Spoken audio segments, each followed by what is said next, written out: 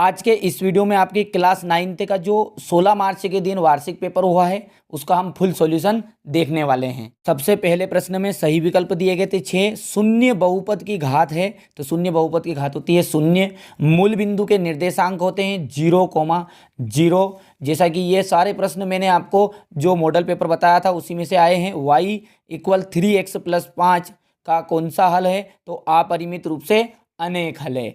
एक न्यून कोण का माप है। देखिए एक न्यून कोण की जो माप होती है वहाँ कितनी होती है 0 से 90 के बीच में, क्योंकि समकोण रहता है 90। ठीक है, न्यून कोण रहता है समकोण से नीचे वाला, तो 0 डिग्री से 90 डिग्री।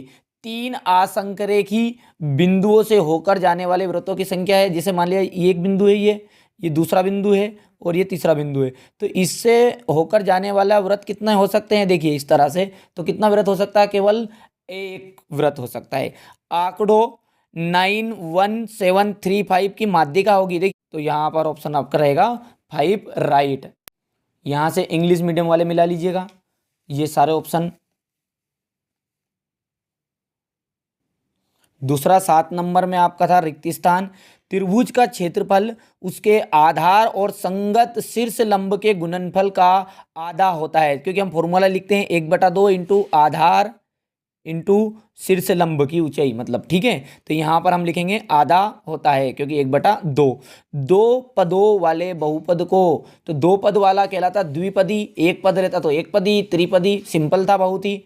बिंदु 2,3 में भुज का मान, देखिए पहला जो मान रहता है वहाँ होता है भुज, दूसरा मान होता है कोटि। तो यहाँ पर भुज का मान कितना आ जाएगा आपका 2। ठीक है, चलिए इसके बाद में रेखा का वहाँ भाग जिसका एक अंत बिंदु हो, जिसका क्या हो एक अंत बिंदु हो, वहाँ क्या कहलाता है। देखिए वो रेखा का वहाँ भाग है जिसका क्या हो अंत बिंदु हो, वहाँ क्या कहलाता है आपकी किरण कहलाती है। ठीक है, रेखा खंड किसे कहते हैं, जिसके दोनों बिंदु रहेंगे। ठीक है, ये आपका रेखा खंड है और ये आपकी दोनों के जिनमें अनंत नहीं है। ठीक है, इनका दोनों के बिंदु नहीं, देखिए इधर भी आगे बढ़ाई जा सकती है, इधर भी आगे बढ़ाई जा सकती है, वो कहलाती है रेखा। और जिसमें केवल एक बिंदु, ये एक बिंदु है, इसे कहेंगे हम किरण।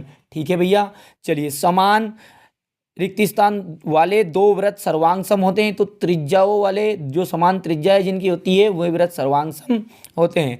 आयत का प्रत्येक कोण हमेशा समकोण होता है या 90 डिग्री होता है, तो यहाँ पर आपका भी ऑप्शन समकोण के रूप में था, तो समकोण या फिर 90 डिग्री लिख सकते हैं आप। चलिए यहाँ पर देखिएगा 4/5 है और भागित में है 8/10। देखिए जैसे ही ये जो 4/5 है और ये 8/10 है, इसको भाग से हम गुना में ले जाएंगे तो आप सबको जानते ही हैं 10 ऊपर चला जाता है 8 नीचे, काट लेंगे 4 दूने 8। ठीक है, 5 दूने हो गया 10 और ये 5 दूने 10, 2 से 2 कैंसिल, यानी आंसर कितना आया निकल कर 1। तो इसी तरह इंग्लिश मीडियम वाले भी भर लीजिएगा। क्वेश्चन नंबर 3 में थी जोड़ी। देखिए 1 दर्जन का मतलब होता है 12। ठीक है, 0.5 और 10 है। देखिए दशमलव, ये यहाँ से दशमलव हटाएंगे, नीचे आपका क्या बढ़ जाएगा 0 बढ़ जाएगा, तो यहाँ पर आ जाएगा 0.05 वाला ऑप्शन राइट दूसरा। ठीक है, बेलन का वक्र पृष्ठीय क्षेत्रफल, तो बेलन का वक्र पृष्ठीय क्षेत्रफल होता है 2πr/h।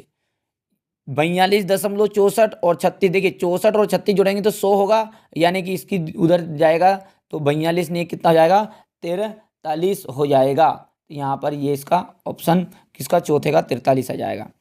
एक त्रिभुज का क्षेत्रफल होता है 1/2 आधार इंटू ऊंचाई, जैसा कि ये आपको रिक्त स्थान में भी पूछा गया था। 3/5 है माइनस 1/5, देखिए दोनों का 5 आ जाएगा, कॉमन है क्योंकि एक जैसी चीज़ है, तो यहाँ पर 3 और -1 हो जाएगा 2/5। कहाँ है 2/5, तो ये इसका आंसर आ जाएगा छठे का। और ये इंग्लिश मीडियम वालों के लिए थी जोड़ी, तो इसी तरह इसको भी आप मिलान कर लीजिएगा। ठीक है, इसी जो ऊपर की जोड़ी उस हिसाब से यहाँ से देख लीजिएगा।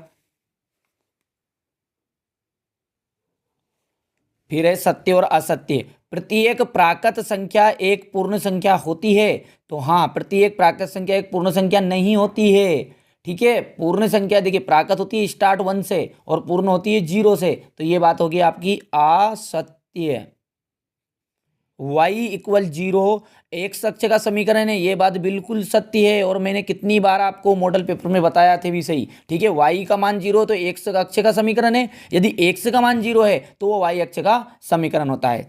किसी समबाहु त्रिभुज का प्रत्येक कोण 60 डिग्री का होता है, यहाँ पर 50 दिया है तो मतलब ये बात क्या हो गई है, सत्य हो गई, क्योंकि 60 डिग्री होता तो राइट रहती। घन का संपूर्ण पृष्ठीय क्षेत्रफल, घन में 6 भुजा होती है पर लेकिन भुजा की घात 2 आती है क्षेत्रफल में, इसलिए ये बात भी हो गई आपकी असत्य।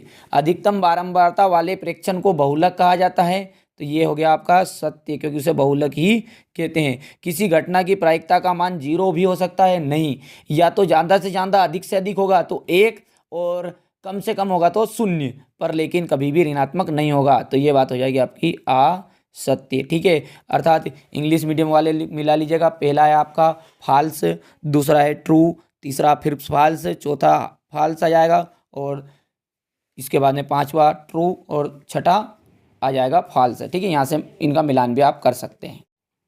चलिए इसके बाद में है अगला, एक वाक्य में उत्तर, तो 0 और 1 के बीच में एक परिमेय संख्या लिखी तो 1/2 हो जाएगा या फिर 0.5, दोनों में से एक जो लिखा आपने राइट रहेगा। त्रिभुज ABC में BC आधार है तथा शीर्ष लंब है AB है, तो त्रिभुज का क्षेत्रफल के रूप में सूत्र व्यक्त कीजिए, तो यहाँ पर सूत्र बनेगा 1/2 into AB into BC। Heron के सूत्र का अर्ध परिमाप यानी कि एस का सूत्र लिखना है, तो एस इक्वल होता है A+B+C/2। गोले के जो आयतन है उसका फॉर्मूला होता है 4/3 पाई r³। ठीक है, स्मॉल लेटर में भी कैपिटल लेटर में भी लिख सकते हैं। प्रायिकता का मान, अधिकतम मान क्या होता है, देखिए मैंने अभी बताया था, प्रायिकता का सबसे कम मान हो सकता है 0 और अधिक से अधिक हो सकता तो 1। अब यहाँ है 26 की पावर 2 और 25 स्क्वायर यानी 26 का वर्ग लिख लीजिएगा, फिर 25 का दोनों को आपस में घटाएंगे तो आपका 51 आंसर आ जाएगा। ठीक है, 0.3 है और 0.8 है, इनका गुणनफल करना है। देखिए 0.3 और 0.8, 8 क्या हो गया 24, पर कितने अंक के बाद 0.2, एक यहाँ पे एक यहाँ 2, तो 0.24 इसका सही आंसर रहेगा। इस तरह से ये इंग्लिश मीडियम वालों के क्वेश्चन थे।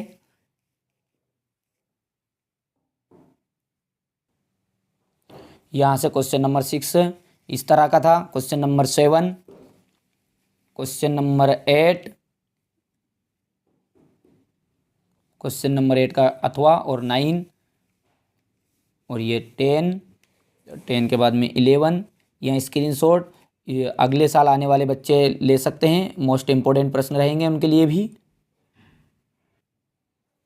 यहाँ से ये 11, 12 और ये 12 के बाद में 8। यहाँ से प्रश्न क्रमांक 13, ये इस तरह का आपका 14 आया था। ठीक है, यहाँ से ये 15 और 15 के बाद में ये अथवा उसका, ये क्वेश्चन नंबर 16, यहाँ से इसका अथवा, ये इंग्लिश मीडियम वालों के लिए, और इसके बाद में ये 17, यहाँ से 18, 19, यहाँ से 20, 21, इसके बाद 22, यहाँ से इसका अथवा और 23, और ये इसका अथवा। तो ये था आपका 16 मार्च का 2022 का पेपर।